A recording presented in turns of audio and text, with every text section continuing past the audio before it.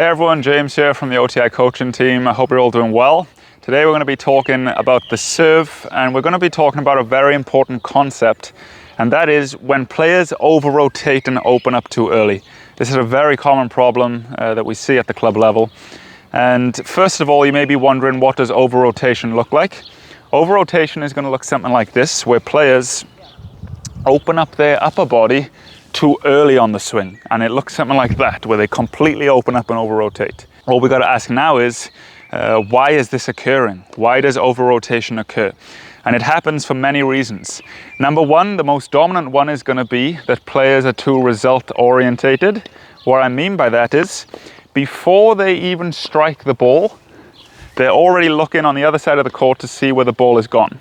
And that's very natural. We all want to see, was the ball in, was it out, was it powerful, or was it not?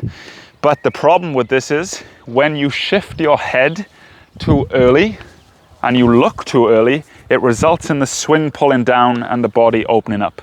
If you were to look from the side angle here, pay attention to what happens with my upper body as soon as I shift my head too early. Pay attention from this point, I look down and see what's happened to my upper body. It pulls down. So wherever your head goes, the swing is going to follow. So it's very important that you keep control of your head throughout the swing. Now, the other common problem we see is when club players watch the pros on television in regular speed, since they're swinging with so much racket head speed, all you see is the end product where they've completely opened up and the toss arm has released back behind their body. But what you don't see is how the toss arm remains tucked into the body as they swing through contact, and it will remain so until they're somewhere in this position where the ball has now long left their strings. And now in this position they release and they begin to open up. Now, that being said, today is all about exaggerating. There is rotation on the serve, and when you do watch the pros, you do see them opening up. But the question that you've got to be asking is, when did this happen? And that's the vital question. Since players like Federer, for example, you'll see that as he swings through contact, the toss arm remains tucked into the body, and it will remain there until he's somewhere here in this position. And at this stage, the ball has long left his strings. It's going to his intended target. So it doesn't matter what he does at this point onwards. So that's why it's very important that you understand, when does this happen? If you're a player and you're opening up before you've made contact with the ball, then that's going to negatively impact the result of the ball. And that is what we want to avoid. Okay, so now that we've covered the main causes for over-rotation, now we're going to look at the two main areas that I want you to try and control. And I'm going to give you 2 or 3 progressions that you can work with. But let's just cover the main areas that I want you to focus on. Number 1 is going to be controlling your head throughout contact. And it's very simple. All I want you to do is ensure that the head and chin remains up throughout contact, just like so, as you swing. And a good idea to keep in mind is keep the eyes fixed towards where you just hit the ball. And a good exaggeration is in the shadow swing, and even when you hit the ball, is to not even look where the ball goes. Just keep the head and chin up, just like so. But that's going to be step 1, controlling the head. Step 2 is going to be learning to control the non-dominant arm. Now, how do you do that?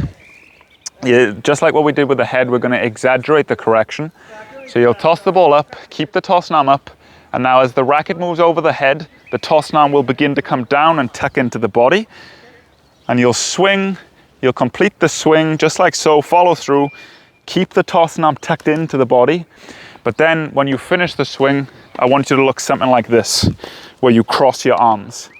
When you cross your arms, hold the finish for 2 seconds.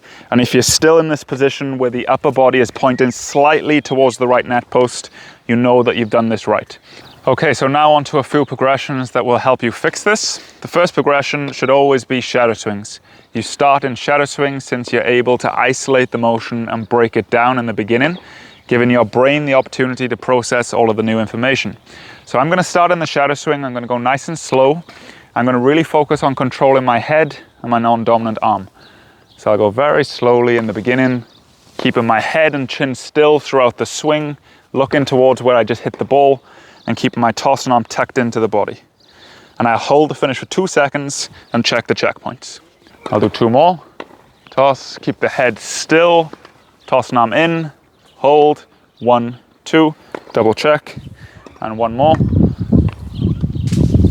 Hold, finish, 1, 2.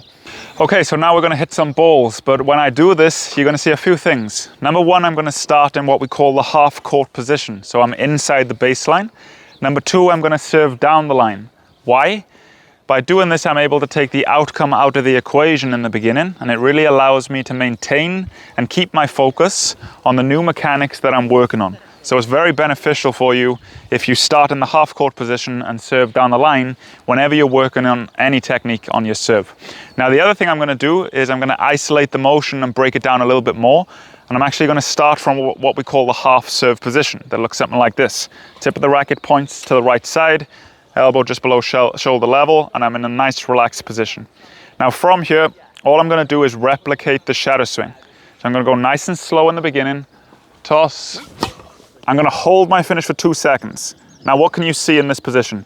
Number one, I kept my head up and my eyes fixed towards where I contacted the ball, and my arms are crossed in this position. You can still see my non-hitting hand, just like so. So I'm exaggerating in the beginning. Let's do that again. What you're going to notice is I'm not even looking where the ball is going in the beginning. I'm not looking, I'm holding the finish for 2 seconds. Looks good. And again. Okay. And then you can just slowly progress it back to the baseline, still serving down the line in that half serve position. And then you continue to go through the micro progressions. So then you may go from the half serve position, but you may go to your full serve. So it looks something like this. Still completing the same progressions, holding the finish, controlling your head. One more. Just like so. And then you can just slowly move it back to the baseline. And then in the final stage, you can start to hit the ball into the service box. But yeah, I hope that really helps you today. Just in summary, we've really been focusing on curing over-rotation on the serve. If you do these things that I taught you in this video, you're going to get more consistency on the serve. You're going to be able to swing up and out more. You're going to clear the net with more net clearance, but also you're going to get more effortless power. So if you have any questions on this, please let me know in the comments below, and I look forward to corresponding with you all in the near future.